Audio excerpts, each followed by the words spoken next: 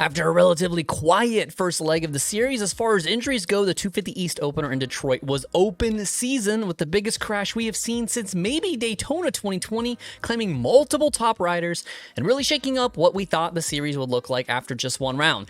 Let's take a look at who got hurt and how they are feeling on Monday morning as part of this RotoMoto injury report brought to you by O'Neal.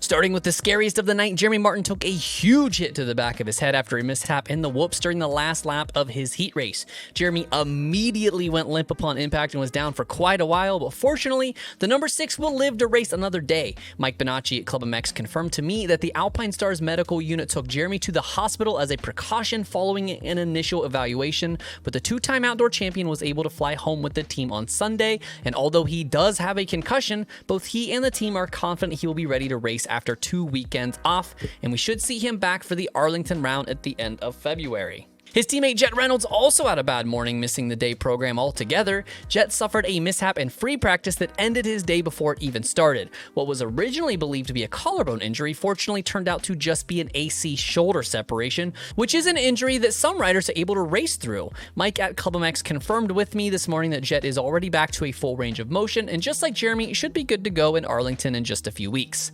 Another pro debut that did not go as planned, as Ferry had a wild night with a very, very scary moment in the main event. After going down in the heat that ultimately sent him to the LCQ, in which he won, little Ferry didn't even make it through the first turn before getting speared into the barricade from that disgusting pileup in the opening seconds of the 250 main. Ferry did not remount the bike, but did provide an update about his crash on Sunday. Yeah, I just wanted to give everybody an update. Obviously kissed the wall a little bit last night, and obviously whacked the noggin a little bit, but we're all right. We're physically intact, and head's feeling a little bit more clear this morning, so thank you for everybody reaching out, and yeah, we'll see you guys at the next round. Factory Honda HRC's Chance Hymas looked great leading his heat early before falling back to 4th in the closing laps. His main event went about the same way, dodging the first turn chaos and tailing Austin Forkner for the first 12 laps before a late race tip-over led to him finishing 10th on the night. Hymas updated after the night saying, "To keep this short, I had a crash last week and re-injured my knee. I knew I was going to have some pain, but it was nothing major until I dabbed my leg in the heat race, and after that, I couldn't put any weight on it. Big thank you to Team DRG for taping me up and getting me back out there. Starts and riding were really good. Just was trying to survive the main and get a good result and salvage the night until I crashed with 2 to go. Definitely a painful night, but thanks for those couple weeks coming up. Massive thanks to the team and everyone behind me." Another 250 Honda guy with a bad night was Colin Park, the lone Phoenix Honda on the track. Park had a massive crash in the heat and had to be tended to by the Alpine Stars medical crew. He again went down in the first corner of the LCQ and had to rip through 15 other guys to squeak into the main event in the last corner. Seems it just was not meant to be, as Colin went down again in the main, hopping off the back of his still moving bike and immediately leaving the track. Sunday, Colin gave an update saying, "Not the way we wanted to start the season, felt solid all day, then had a massive crash in the heat, hit a kicker, and it was game over for me. Got checked up and was all good for the most part, so I lined up for the LCQ, crashed in the first turn, and was able to make it for the last transfer spot in the last corner. Thought we had the night turned around, but the troubles continued. Got caught up in that first turn pileup again, then was trying to come through the pack and unfortunately cased the rhythm section and dislocated my wrist. The second I landed, I felt my wrist go, so had to ghost ride my whip.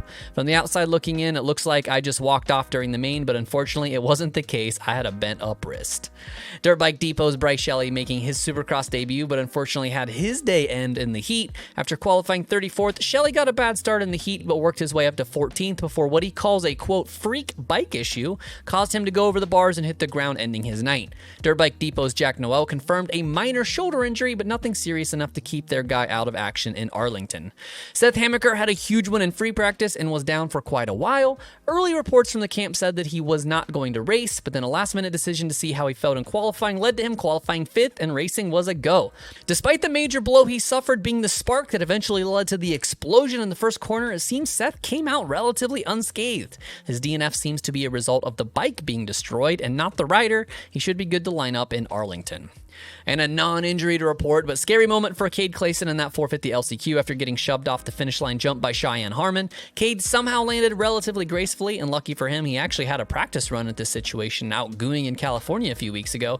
Cade is fine, and will be back this weekend in Glendale. Be sure to like the video on your way out and subscribe if that button speaks to you. We had over 1 million views in the month of January, and I cannot thank y'all enough for helping me hit that milestone as we near 20,000 subscribers. Thanks as always for watching RotoMoto. My name is Donnie. Keep it pinned to the weekend.